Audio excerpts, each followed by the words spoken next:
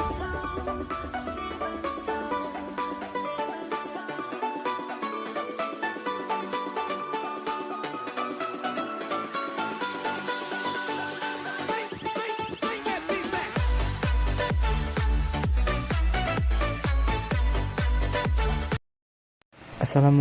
warahmatullahi wabarakatuh.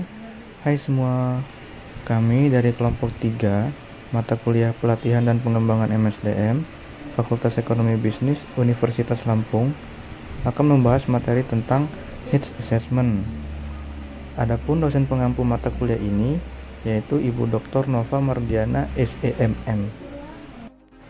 Baik, izinkan saya memperkenalkan anggota kelompok kami, yaitu Muhammad Ilhan Akmal NPM 201101128, Yu Alam NPM 201101116, Anjar Rahmadi NPM 201101134, dan Muhammad Ibnu Hajar NPM 205101107.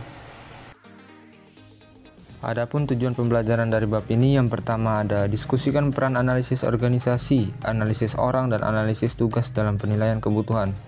Yang kedua ada mengidentifikasi berbagai metode yang digunakan dalam penilaian kebutuhan dan mengidentifikasi kelebihan dan kekurangan masing-masing metode. Yang ketiga, diskusikan kekhawatiran manajer dan pelatih tingkat atas dan menengah dalam penilaian kebutuhan.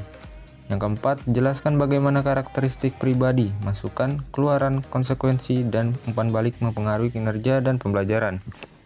Yang kelima, ciptakan kondisi untuk memastikan bahwa karyawan menerima pelatihan. Yang keenam, diskusikan langkah-langkah yang terlibat dalam melakukan analisis tugas. Yang ketujuh, menganalisis data analisis tugas untuk menentukan tugas yang diperlukan dilatihkan kepada orang-orang. Yang kedelapan, menjelaskan model kompetensi dan proses yang digunakan untuk mengembangkannya. Selanjutnya ada perkenalan. Di bab ini membahas tentang need assessment. Need assessment atau analisis kebutuhan adalah proses analisis data dalam mengidentifikasi gap atau kesenjangan antara kinerja saat ini dengan kinerja yang diharapkan, sehingga dapat diperoleh data mengenai kebutuhan pelatihan. Informasi kebutuhan pelatihan tersebut akan membantu organisasi dalam menyusun program pelatihan atau diklat, sehingga pelatihan tidak salah sasaran dan tidak terjadi penghamburan. Dapat dilihat bersama bahwasannya sumber needs terbagi menjadi 3, yaitu orang, pekerjaan, dan organisasi, yang mana di dalamnya akan membantu organisasi dalam menyusun program pelatihan. Mengapa penilaian kebutuhan diperlukan? Penilaian kebutuhan diperlukan karena memiliki beberapa manfaat, yaitu yang pertama ada program diklat yang disusun sesuai dengan kebutuhan organisasi. Yang kedua, menjaga dan meningkatkan motivasi peserta. Yang ketiga, ada efisiensi waktu dan biaya. Dan yang terakhir, dapat memahami penyebab timbulnya masalah seperti gap dan unsur manajemen yang lain, atau metode kerja yang kurang tepat, terbatasnya anggaran yang tersedia, perencanaan kurang matang, koordinasi yang tidak mantap, dan lain sebagainya. Siapa yang harus berpartisipasi dalam penilaian kebutuhan? Karena tujuan penilaian kebutuhan adalah untuk menentukan apakah adanya kebutuhan pelatihan, untuk siapa, dan untuk tugas apa pelatihan itu diperlukan. Penting agar semua pemangku kepentingan disertakan dalam penilaian kebutuhan. Pemangku kepentingan meliputi pimpinan perusahaan dan manajer tingkat atas, manajer tingkat menengah, pelatih, dan karyawan yang merupakan pengguna akhir pembelajaran. Ada beberapa cara untuk memastikan bahwa pemangku kepentingan terlibat dalam penilaian kebutuhan. Salah satu caranya adalah dengan membentuk kelompok penasihat formal yang bertemu secara teratur untuk membahas masalah pembelajaran. Cara lain adalah memastikan bahwa pemangku kepentingan terkait disertakan dalam wawancara, kelompok fokus, crowdsourcing, dan survei yang digunakan untuk penilaian kebutuhan.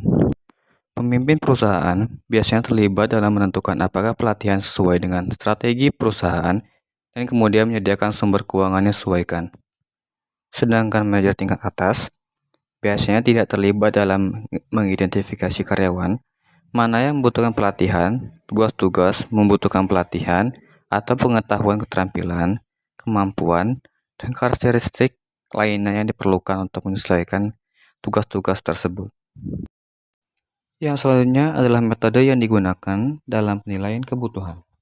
Ada banyak teknik yang dapat digunakan, antara lain yang pertama ada pengamatan, survei, wawancara, grup fokus, ada atau crowdsourcing, kemudian ada dokumentasi, dan terakhir ada data historis dan ulasan. Tentunya, metode yang digunakan pasti memiliki kelebihan dan kekurangannya masing-masing.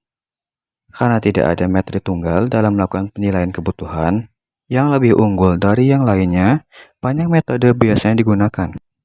Metode bervariasi dalam jenis informasi serta tingkatan detail yang diberikan. Misalnya, di Brown-Forman Corporation, produsen dan pemasok minuman dengan merek alkohol seperti Jack Daniel, whisky, kebutuhan pelatihan dan diidentifikasi dalam beberapa cara, termasuk memantau pengembangan karyawan dan data manajemen kerja. Tren dalam industri minuman alkohol dan masalah yang diangkat oleh grup korporasi, perusahaan yang membayar layanan pelatihan. Contoh lain, untuk membantu pengembangan program dasar kepemimpinan di Choice Hotel, bagi manajer baru, kelompok fokus diadakan dengan manajer berpengalaman untuk mengidentifikasi topik yang harus disertakan. Juga data dari penilaian bakat ditinjau. Eksekutif puncak perusahaan meninjau deskripsi kursus saat dikembangkan untuk memastikan mereka fokus pada keterampilan yang tepat. Yang selanjutnya ada proses penilaian kebutuhan. Analisis organisasi melibatkan identifikasi apakah pelatihan mendukung arah strategis perusahaan, apakah manajer, rekan kerja, dan karyawan mendukung aktivitas pelatihan, dan sumber daya pelatihan yang diperlukan dan tersedia.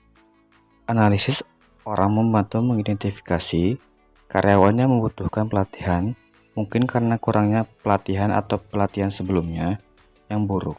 Yang ketiga, ada analisis tugas, menghasilkan deskripsi aktivitas kerja, termasuk tugas yang dilakukan oleh karyawan, dan pengetahuan, keterampilan, dan kemampuan yang diperlukan untuk menyelesaikan tugas tertentu.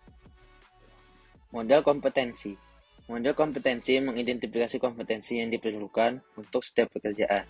Model kompetensi memberikan deskripsi kompetensi yang umum untuk seluruh pekerjaan, organisasi, kelompok pekerja, atau pekerjaan tertentu.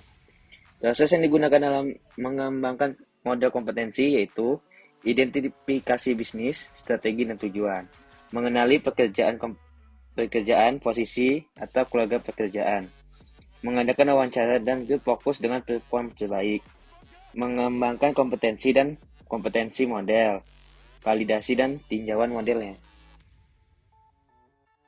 Lingkup penilaian kebutuhan. Penilaian kebutuhan yang cepat mengacu pada penilaian kebutuhan yang dilakukan dengan cepat dan akurat, tetapi tanpa mengorbankan kualitas proses atau hasil. Kunci untuk melakukan penilaian kebutuhan cepat adalah memilih metode penilaian kebutuhan yang akan memberikan hasil yang paling dapat Anda percayai dengan menggunakan sumber daya paling sedikit, yaitu waktu, uang, dan UKM.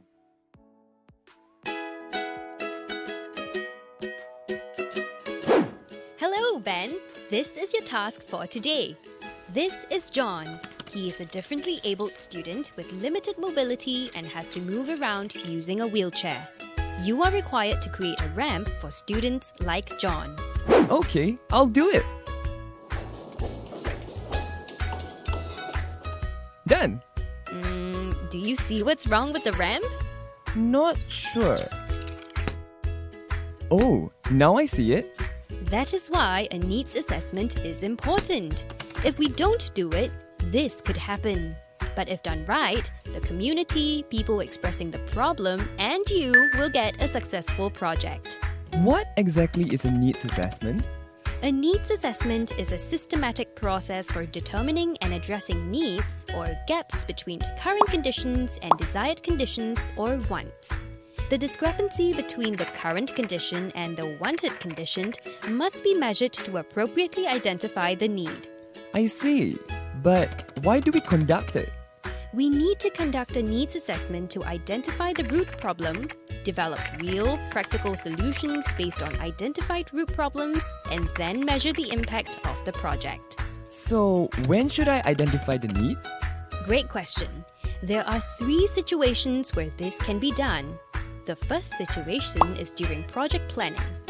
The second instance is when implementing the initiative. And the third would be when measuring the impact of the project. Bear in mind that these are to be done throughout the project. Why is a needs assessment important?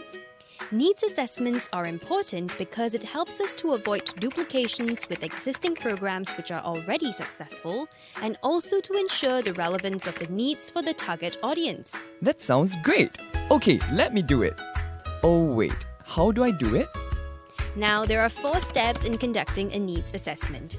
Here's an overview of the steps. Let's try applying it to your task. Step 1. Plan the needs assessment. You need to determine its purpose, formulate questions, and determine the data source. Okay, I'll start a needs assessment for the differently abled students. I'll start by planning it. The purpose would be to make it easier for them to move around. As for the data source, it would be great to get the data required from the differently abled students themselves. Some of the questions I will ask are there any routes that are usually difficult for them to access? How can we make it easier for them to get around?